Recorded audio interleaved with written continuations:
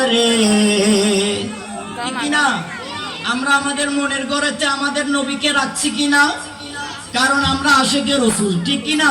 সেজন্য আমার মনের ঘরেতে রেখেছি যারে দো জাহানের বাদশা নবী কমলিওয়ালা রে, দো জাহানের বাদশা নবী। আওয়াজ হচ্ছে না, আর একটু বড় আওয়াজ, দো জাহানের, আরো জোরে জোরে, দো জাহানের আমার দয়াল নবী রে, আমার মায়ের নবী রে, আমার দয়াল নবী রে, আমার মায়ের নবী রে, দো জাহানের বাদশা রে, দো জাহানের।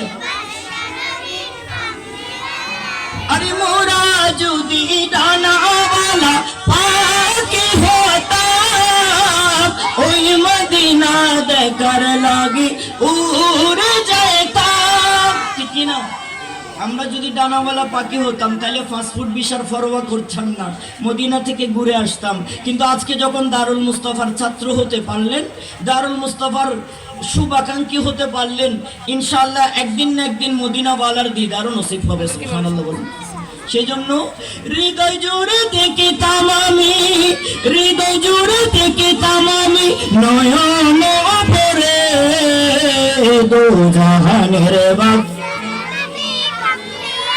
রে, দো জাহানের বাদশা নবী কমলিওয়ালা রে, আমার মনের রেখেছি যারে, আমার মনের রেখেছি যারে দো জাহানের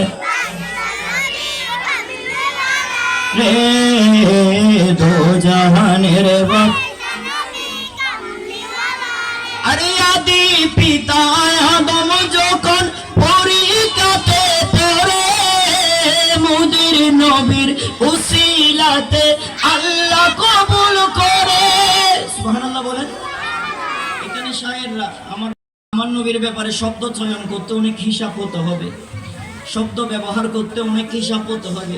সেজন্য আমরা সুন্নিরা নবীকে ব্যবহার করার সময়, নবীর নাম উচ্চারণ করার সময় অনেক শব্দ ধরা যায়। জান্নাতের চৌকাঠে চৌকাঠে আমি আল্লাহর নাম লেখা ছিল, লা ইলাহা ইল্লাল্লাহ, এর পাশে ছিল মুহাম্মাদুর রাসূলুল্লাহ।